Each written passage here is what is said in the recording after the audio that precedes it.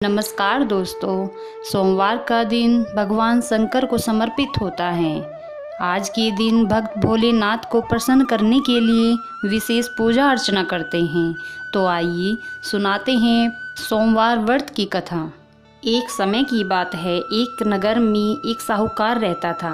उसके घर में धन की कोई कमी नहीं थी, लेकिन उसके कोई संतान नहीं थी। इसी कारण वह बहुत दुखी रहता था।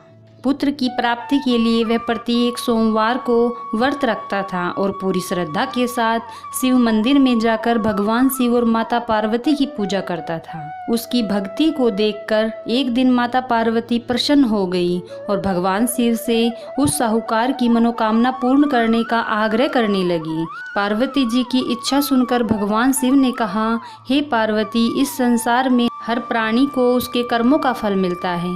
जिसके भाग्य में जो होता है वह उसे भोगना पड़ता है। लेकिन पार्वती जी ने साहूकार की भक्ति का मान रखने के लिए उसकी मनोकामना पूर्ण करने की इच्छा जताई। माता पार्वती के आग्रह पर शिवजी ने साहूकार को पुत्र प्राप्ति का वरदान तो दे दिया, लेकिन साथ ही यह भी कह दिया कि उस बालक की आयु केवल 12 वर्ष होगी। माता पार्वती और भगवान शिव की बातचीत साहूकार सुन रहा था। उसे न तो इस बात की खुशी थी और न ही दुख था। वह पहले की भांति भगवान शिव की पूजा करता रहा। कुछ समय के बाद साहूकार के घर एक पुत्र का जन्म हुआ। जब वह बालक 11 वर्ष का हुआ तो उसे पढ़ने के लिए काशी भेज दिया गया। साहूकार ने पुत्र के साथ मामा को बुलाकर उसे बहुत सारा धन दिया और कहा कि तुम इस बालक को काशी विद्या प्राप्ति के लिए ले जाओ और मार्ग में यज्ञ कराना।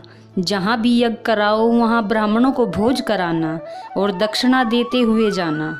दोनों मामा भांजे इसी तरह यज्ञ कराते और ब्राह्मणों को दान दक्षिणा देते काशी की ओर चल पड़े। रात में एक नगर पड़ा जहाँ नगर के राजा की कन्या का विवाह था, लेकिन जिस राजकुमार से उसका विवाह होने वाला था वह एक आंख का काना था।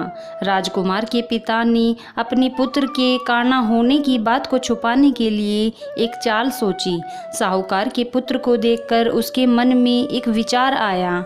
उसने सोचा, क्यों न इस लड़के को दूल्हा बनाकर राजकुमारी से विवाह करा दूं।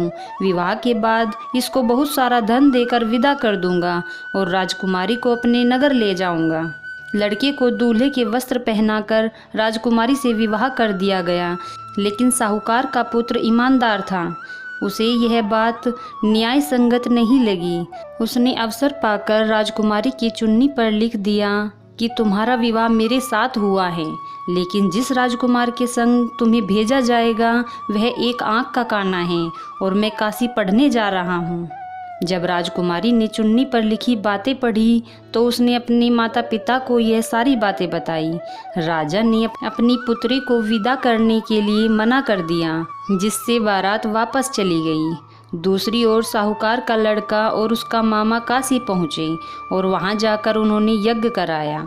जिस दिन लड़के की आयु 12 वर्ष पूरी हुई उस दिन यज्ञ रखा गया था। लड़के ने मामा से कहा कि मेरी तबीयत कुछ ठीक नहीं है। मामा ने कहा कि तुम अंदर जाकर सो जाओ। शिवजी के वरदान अनुसार कुछ ही देर में उस बालक के प्राण निकल गए। मर्त भांजे को देखकर मामा ने विलाप शुरू कर दिया। संयोगवश उसी समय भगवान शिव और माता पार्वती उधर से जा रहे थे। माता पार्वती ने शिवजी से कहा, स्वामी, मुझे इसके रोने के स्वर सहन नहीं हो रहे हैं। आप इस व्यक्ति के कष्ट को अवश्य दूर करें। जब शिवजी मृत बालक के समीप गए तो वह बोले कि यह तो उसी साहूकार का पुत्र है जिसे मैंने 12 वर्ष की आयु का वरदान दिया। अब उसकी आयु पूरी हो चुकी है, लेकिन मात्र भाव से विभोर माता पार्वती ने कहा कि महादेव, इस बालक को और आयु देने की कृपा करें, अन्यथा इसके वियोग में इसके माता पिता तड़प तड़प कर मर जाएंगे। माता पार्वती के आग्रह पर भगवान शिव ने उस लड़के को जीवित होने का वरदान दिया। शिवजी की कृपा से वह लड़का जीवित हो गया। शिक्षा समाप्त करके लड़का और मामा एक साथ अपने नगर की ओर चल पड़े। दोनों चलते चलते उसी नगर में पहुँचे जहाँ उसका विवाह हुआ था। उस नगर में भी उन्होंने यज्ञ का आयोजन किया। उस लड़के के ससुर ने उसे पहचान लिया और महल ले गए और बहुत खातिरदारी की और अपनी पुत्री को बहुत सारा धन देकर उसके साथ विदा कर दिया। इधर साहूकार और उसकी पत्नी भूखे प्यासे रहकर बेटे की प्रतीक्षा कर रहे थे।